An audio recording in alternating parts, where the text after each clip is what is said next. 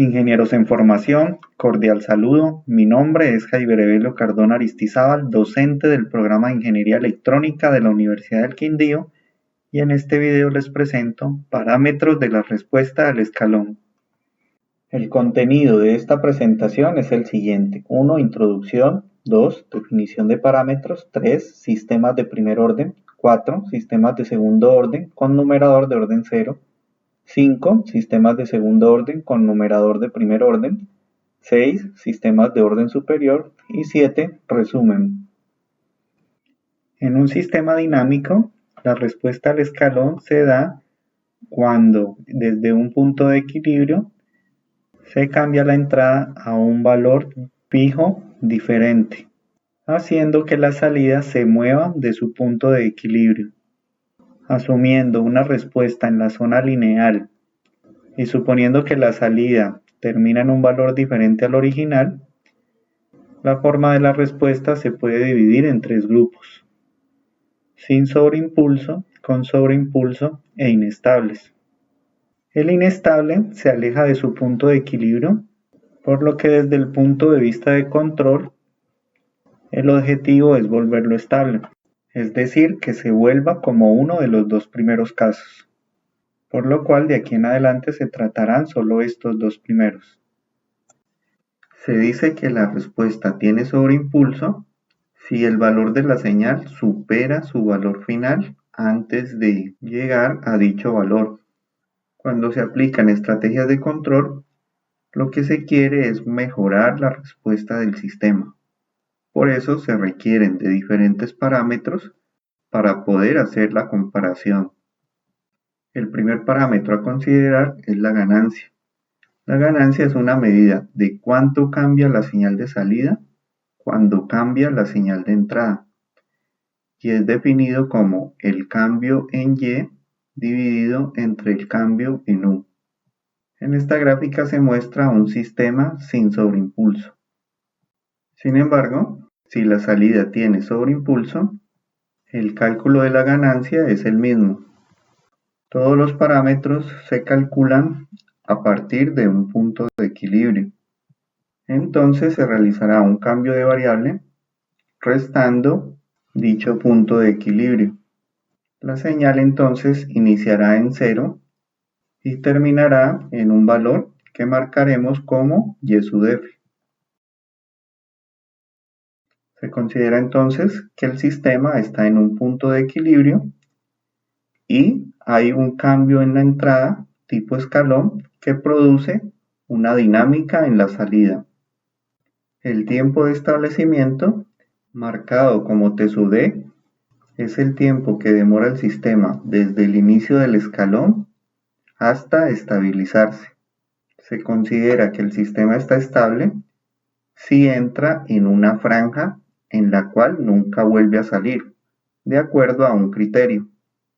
El criterio define en qué porcentaje por encima y por debajo de su valor final se establece dicha franja. Los criterios más usados son el 1, el 2 y el 5%.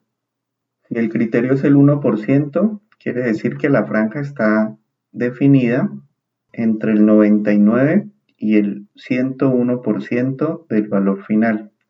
Si es el 2%, está definida entre el 98 y el 102, y si es el 5%, está definida entre el 95 y el 105%. Para el caso de un sistema sin sobreimpulso, solo es necesario definir la parte inferior de la franja, ya que el valor transitorio nunca supera su valor final.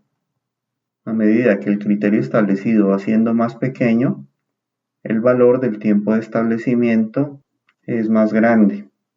Fíjese en este sistema de segundo orden, con un criterio un poco más reducido. Si ampliamos, se nota que la señal entra a la franja desde abajo, supera el valor, vuelve a entrar en la franja desde arriba, sale nuevamente y vuelve a entrar en la franja. La última vez que entra a la franja sin salir de ella es considerada como el punto final para el tiempo de establecimiento. El tiempo de retardo T sub R es el tiempo que demora desde el inicio del escalón hasta llegar al 50% de su valor final. El tiempo de crecimiento o tiempo de subida, marcado como T sub S, es el tiempo que demora en pasar desde el 10% de su valor final hasta el 90% del valor final. El tiempo pico, marcado como T sub P, solo aplica para sistemas con sobreimpulso y es el tiempo que se demora desde el inicio del escalón hasta que la señal obtiene su máximo valor. Y el sobreimpulso, M sub P, indica en el valor máximo qué porcentaje se superó con respecto al valor final. Aunque todos los parámetros vistos sirven de comparación del comportamiento de diferentes sistemas, los más usados son la ganancia, el tiempo de establecimiento y el sobreimpulso. Los parámetros hasta aquí considerados se obtienen a partir de los datos generados por la respuesta al escalón. Pero ¿qué pasa si se tiene el modelo del sistema? Si se tiene una función de transferencia GDS que determina el sistema, GDS es igual a YDS sobre UDS. Es decir, YDS es igual a GDS por UDS. El valor final de Y se puede obtener aplicando el teorema del valor final, que indica que el valor final de Y es igual al límite cuando S tiende a 0 de S por Y de S. Si la entrada UDS es un escalón, entonces UDS es igual a 1 sobre S. Y aplicando el teorema del valor final, se obtiene que Y sub F es igual al límite cuando S tiende a 0 de G de S. Considerando que tanto U como Y inician en 0 y que U termina en 1, la ganancia estará dada entonces por el límite cuando S tiende a 0 de G de S. Se considera ahora un sistema de primer orden con ganancia A dado por G de S es igual a A por sigma sobre S más sigma. El parámetro sigma es conocido como la atenuación. Si la entrada es un escalón, aplicando la transformada inversa, se tiene que Y de t es igual a A por 1 menos E a la menos sigma t. En esta expresión, a medida que el tiempo va avanzando, la parte exponencial se hace 0 si sigma es mayor a 0, es decir, si menos sigma es menor a 0, haciendo que la señal termine en el valor de A. Pero si menos sigma es mayor a 0, entonces la señal se va a hacer cada vez más negativa, tendiendo a menos infinito. Esta segunda condición se conoce como inestabilidad. Para un sistema lineal invariante en el tiempo, se dice que el sistema es estable si ante un escalón el sistema termina en un valor finito. En caso contrario, es inestable. Para el caso del sistema de primer orden, si se iguala el denominador a 0, se obtiene que S es igual a menos sigma. En un plano complejo, si menos sigma está a la izquierda del origen, el sistema es estable, y si está a la derecha, el sistema es inestable. La estabilidad depende entonces de la raíz del denominador. Dicha raíz es conocida como el polo del sistema. Si el sistema es estable, su valor final ante un escalón va a ser igual a A. Se puede entonces encontrar el tiempo de establecimiento de acuerdo al criterio seleccionado, igualando la expresión en el tiempo a 1 menos C por A, con lo cual se obtiene que el tiempo de establecimiento es igual a menos logaritmo natural del criterio sobre sigma. En la tabla se muestra el tiempo de establecimiento para diferentes criterios. Los criterios más usados del 5, el 2 y el 1% y uno adicional de 1.83%. Si se define tau es igual a 1 sobre sigma, se encuentra que y de tau es igual a A por 1 menos E a la menos 1. Es decir, y de tau es igual a A por 0.632. Tau entonces es el tiempo que se demora entre el inicio de la respuesta y llegar al 63.2% de A. Este valor es llamado la constante de tiempo del sistema y permite expresar GDS de esta forma. Se considera ahora un sistema de segundo orden, dado por GDS es igual a A por omega sub n al cuadrado sobre S cuadrado más 2 omega n por S más omega sub n al cuadrado. A omega sub n se le llama la frecuencia natural no amortiguada y así la relación de amortiguamiento. Las raíces del denominador se pueden obtener igualando esta expresión a cero. Los valores obtenidos son también llamados los polos del sistema. Si la relación de amortiguamiento es mayor a 1, los polos van a ser polos reales, por lo que GDS se puede expandir en fracciones parciales, obteniendo dos sistemas de primer orden. A cada una de estas dos fracciones parciales se le puede hacer el análisis de primer orden que ya se mostró anteriormente, por lo cual se considerará el caso donde los polos son complejos conjugados. Si la relación de amortiguamiento está entre 0 y 1, el sistema se puede expresar como GDS es igual a A por sigma al cuadrado más omega sub d al cuadrado sobre S más sigma al cuadrado más omega sub d al cuadrado. Al igualar el denominador a 0, se obtienen los polos S es igual a menos sigma más o menos I por omega sub d. Los polos obtenidos por la primera expresión se pueden reacomodar sacando el valor complejo I de la raíz, obteniendo una relación directa. Menos sigma es igual a menos I omega sub n y omega sub d es igual a raíz cuadrada de 1 menos I al cuadrado por omega sub n. Al valor de sigma se le conoce como atenuación y al valor de omega sub d como frecuencia natural amortiguada. Al graficar los polos en el plano complejo, se puede notar que la magnitud con respecto al origen es igual a omega sub n. En el triángulo rectángulo formado se cumple que omega sub n al cuadrado es igual a sigma al cuadrado más omega sub d al cuadrado. Se nota también que psi es igual a sigma sobre omega sub n, que es igual al coseno de beta, donde beta es el ángulo formado con la parte negativa del eje real. Si la relación de amortiguamiento es mayor a 1, como ya se había considerado anteriormente, se obtendrían dos polos reales. Teniendo en cuenta que YDS es igual a GDS por UDS, se puede obtener la respuesta al escalón reemplazando UDS por 1 sobre S.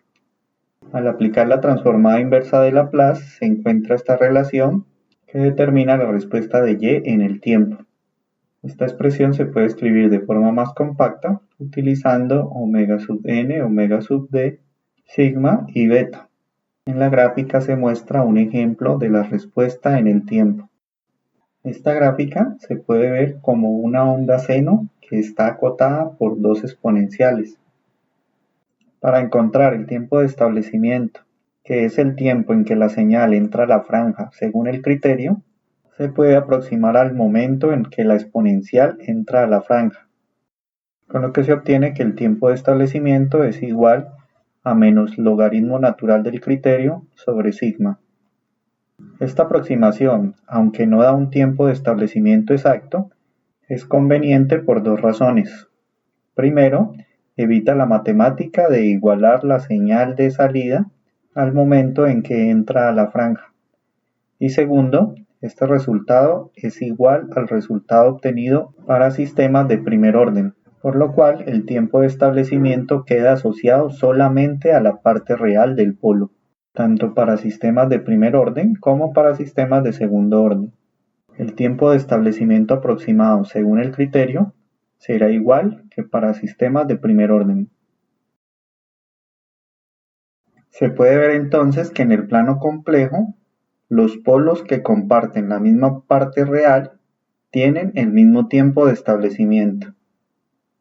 Al igual que en el caso de sistemas de primer orden, La parte exponencial debe ser negativa para que el sistema se estabilice, lo que significa que tanto para sistemas de segundo orden como para sistemas de primer orden, la parte estable corresponde a la parte izquierda del plano complejo y la parte inestable corresponde a la parte derecha del plano complejo.